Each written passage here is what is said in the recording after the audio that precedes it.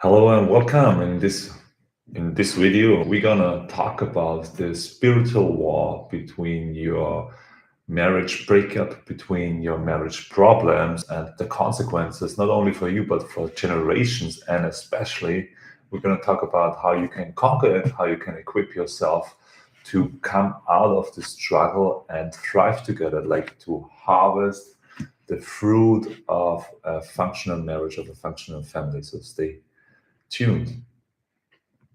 Beautiful. Tuned. So, what we want to address today is really the let's say the whole picture of why your marriage seems to be failing. This is something so many people experience. There is strife, there is distance, there is maybe no intimacy or even infidelity. Lots of people come to us with these kind of problems. And then the narrative of these days is go follow your heart. You shouldn't put up with these things. Leave your spouse. You're going to be better off without them, and so on and so on. And then what the tragedy is about that is that so many people go after this.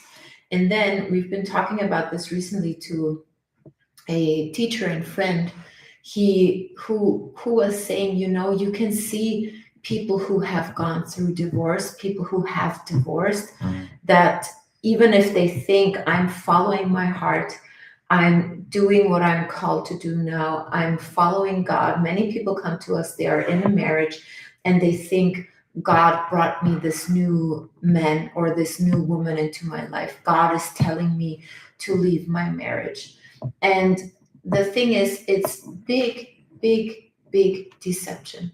And what you can see, whether you see a woman who is a single mom, maybe, or just a single without kids, or a man who has divorced and he goes after his endeavors, you see that there is a certain void, a certain unhappiness, a certain Disorder.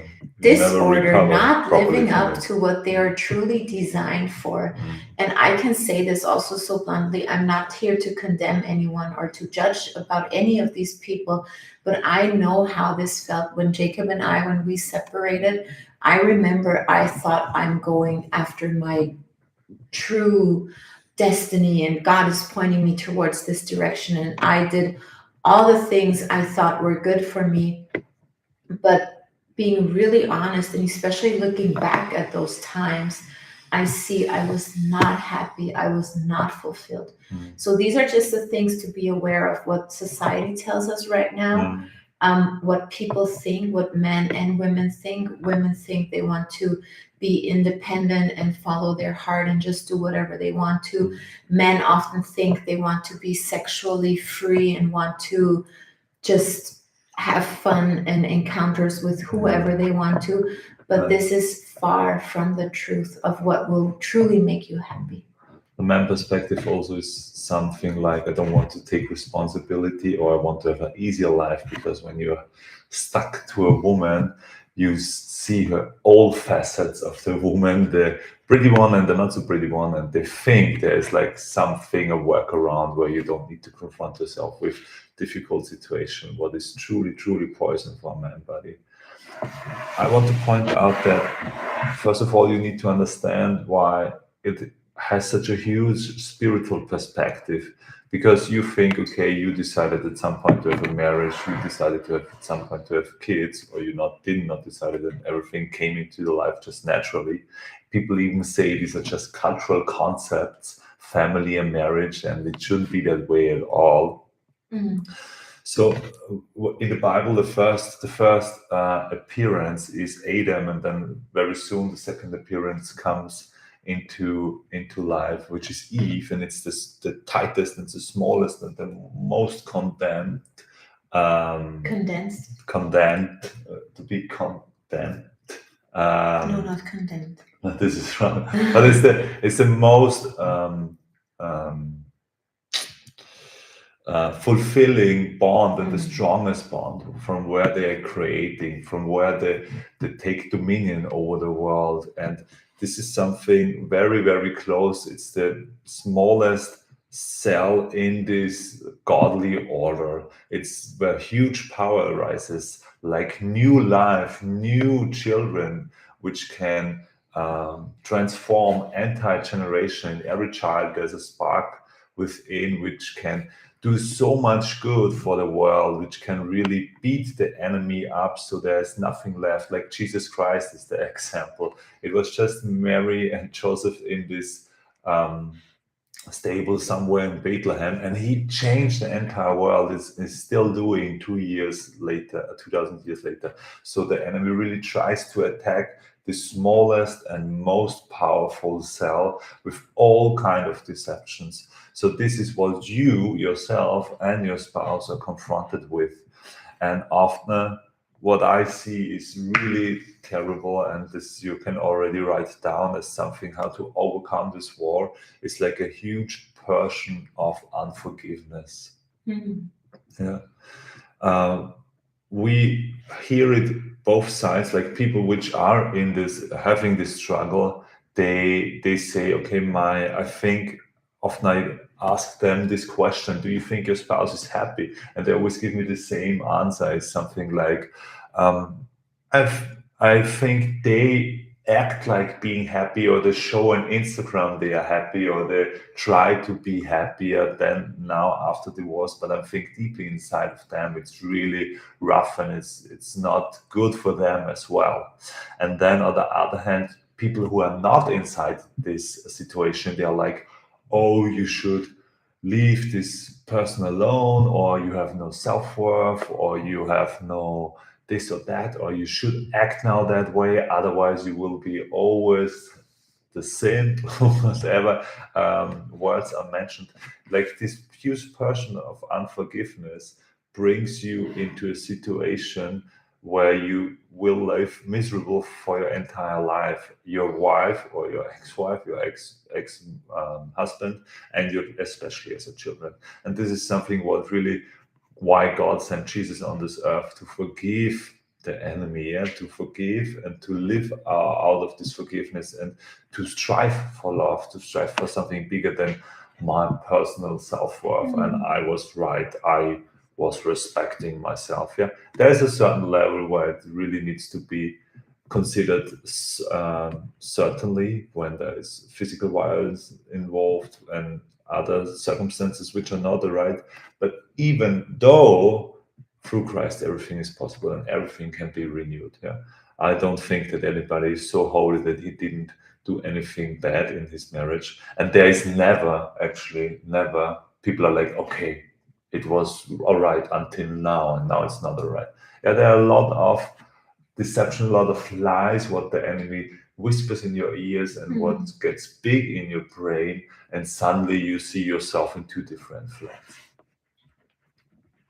I would like to bring in some context for the unforgiveness because we have people who come to us who have had situations and the wife is still resentful for something her husband did 20 years ago. Okay. This is something that can happen. There's also situations that might be even more like something they did because when she was going to the hospital to give birth, he was not there because he had a work thing to do or whatever. Okay, so something on the relational side of something that stands between them. We have also people coming to us that really have problems with adultery, where the husband or the wife cheated or has even decided to leave for somebody else. So there's different kinds of situation, different kinds of incidents that happen where people can or cannot forgive. And then what we see a lot in our Instagram and our social media, the comments when we talk about these things, is how people literally rage about the fact of you should not forgive your husband, your wife for this. You would be spineless, reckless, whatever. So people really stand on their pride, on trying to stand up for their self-worth and condemn their hurting and inappropriate husband or wife. And this is the thing. I understand where this comes from, and I understand that there are things we don't want to accept. We don't want to just and it's not about just swallowing everything and just pretending nothing happened. What we address here is about true transformation. It's about repentance. It's about real, like both parties, husband and wife, really need to work on themselves. Whatever happened, it's not about just bypassing all of this. But what I really want to encourage is how strong it is and how incredibly strong you can walk out of this situation if you decide to forgive. Because the world tells you to stand on your self-worth and maybe just reject that person, let that person leave, and just be like, okay, this is done because you did something so bad. I'm not putting up with this anymore. But the consequences of what this I'm standing up for my self-worth does versus following Christ's image also. I saw this is really much following what Christ taught us and what he showed us to do, to not be standing there from an ego position where I'm standing there for my self-worth, but really becoming a servant, a person who forgives, who loves, who sees through all of this. And it's not easy. It's really not easy to really and truly forgive things that happened and be okay with it. Not just be okay with it, but to truly heal from that. It's not easy. But walking this path, following this path, whether you believe in Christ or not, but standing up for your marriage with all the consequences around that is of worth that people cannot measure. You cannot measure the value and the fruit coming from this act. And for me personally, if I also look at our story or many other people's story, I find so much more courage and self-worth in the second version I just talked about, in the version of truly forgiving, truly like swallowing your pride, going beyond all of this potential hurt and pain and deception and everything that tried to destroy what is so holy and so great, and move beyond that, and then really grow from that and really transform and repent and create an entirely different story. This is what we stand here for, to create an entirely different story for you and your spouse and your family. For generations. We need to Yes. say for generations, because the impact of a destroyed marriage is also very generational. I think there's no child of a divorced couple which say, oh yeah, it was really nice to have two different parents and a lot of confusion. No, they really suffer, and they suffer also therefore in their marriage most likely, and have a hard time to make it properly. And the good news are, because we called it spiritual war, yeah, it's not your war. The war is already won. The fight is already won. The victory is for sure. But you need to come on the right side of life. You really need to choose life. You really need to choose love, and therefore a huge transformation will start inside of you. Instead of, okay, I fed up with this person and I go my own way again, guess what? You're still the same person. You still have all the same issues and patterns inside of yourself, which lead to this situation. Yeah, we are very wired in our society. It's very much about us instead of seeing the bigger picture. And especially when it's about family, when it's about marriage, it's a bigger picture than just you and your needs, your desires. Yeah? It's not something that you need to stick to all the destructive patterns, as I said before, up to here and not further. Yeah, up to here, and now you need to change to experience a total new marriage. And this is possible for you, however your husband or your wife looks like. Like I can tell you, 2-3 years from now, it seems like impossible that this human being ever will talk or speak or in any manner that it would be rational or loving. But now we experience a total new family life, and this is, and share the story with you to encourage you to stick to the truth, what you know inside of you, and to really have honest conversations with your spouse and seek for support and help. That's very important. Yeah, in which way you decide to. Anything you want to add to this? Yes, I would love to add something, because now you know what this is about. Okay, it seems like you and your spouse are having problems, but there's really a spiritual war, a spiritual agenda behind that. Because if the world, if ourselves, if the enemy can destroy this very sacred unit between man and woman, there is so much impact of destruction that can be done. I believe it's probably one of the most intense playgrounds for evil forces to really get a hold of us and make huge damage for us. So just being aware of this, to just tune into the perspective, okay, this is not just me and my spouse, not just me and my wife, not just me and my husband, but there's a bigger game going on, and I really need to know that, and I really need to equip myself for that. And the other thing is, like we always say, also people come to us and they're like, oh, I'm doing everything, I'm praying. And this is not everything you can do or you are supposed to do.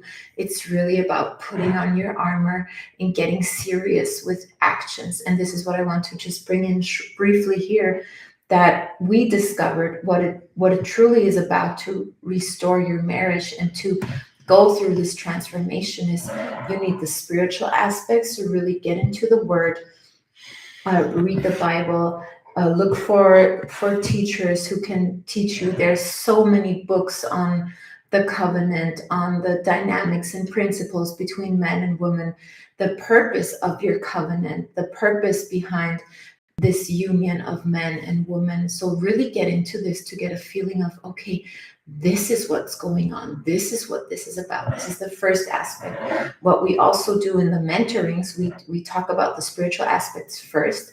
Then we go further to the dynamics between men and women. Like, this is very relational, emotional, down to earth. How can I as husband inspire my wife, or talk or be and communicate with my wife in a way that attracts her instead of repelling her? How can I, as a woman, inspire my husband to be the man I need him or want him to be by my side? How can we both complement each other in our natural design and purpose to really experience this godly union that we were created for? Because like Jacob said, our marriage before our disaster was like, okay, we had a relationship, a great relationship, sort of the way the world does it, but then this huge break happened, and then the transformation happened, and now we more and more get to experience what God truly created us for, and how he created a marriage, a covenant, a union between men and women. And that's just really amazing. I can only tell you, this is really incredible to discover that what we were actually meant to experience. So this is a very important thing. Get into the relational, into dynamical stuff, into the roles, not traditional wife cooks, husband work roles, but really, what is your design? And you will gain so much clarity and beauty in that. And even if your spouse has left the house, when you start applying these principles and using those dynamics in communication, in your attitude, just in your standing and awareness, you will notice something. I can tell you, you will notice something. Your spouse will notice something. And what happened for us and many others is when one thing in the system changes, the entire system changes. And I felt, without knowing, that something was changing. When Jacob was going on that path of bringing order back into our lives, I could feel in my body just something is attracting me towards him again. There's something is different. I didn't know what, but I felt it, and I felt it in my entire being. And then the third aspect we look at in our mentorings is intimacy, because this is such a huge topic. Most of us grew up with adult content, with all kinds of ideas of how sexuality is working, with friends, with family, with all kinds of opinions. Sex is often used to manipulate as transactional tool, as something where we also live beyond or far away of the design God actually created it for. And I'm not just talking about reproduction, but really about what can happen. How is sexuality, how is intimacy designed for a husband and a wife to really nourish, replenish, and just bless them. So these are the aspects, and this is where you can go deeper with us, or I encourage you to just go on that journey, get yourself some resources, books of people who talk about this, and really get serious about it, because you will see like huge shifts and differences. I cannot even tell you how intense this is going to be for you all. So share your thoughts, share your experiences, share your comments under the video. We are curious how you go through this and what are your where you are at the moment in this dynamic, because it's a picture what hundreds of millions of people experience. So you're not alone. Yes. Connect here in the Yes. comments, and we're happy to read through every comment. See you soon to the next video. Bye bye.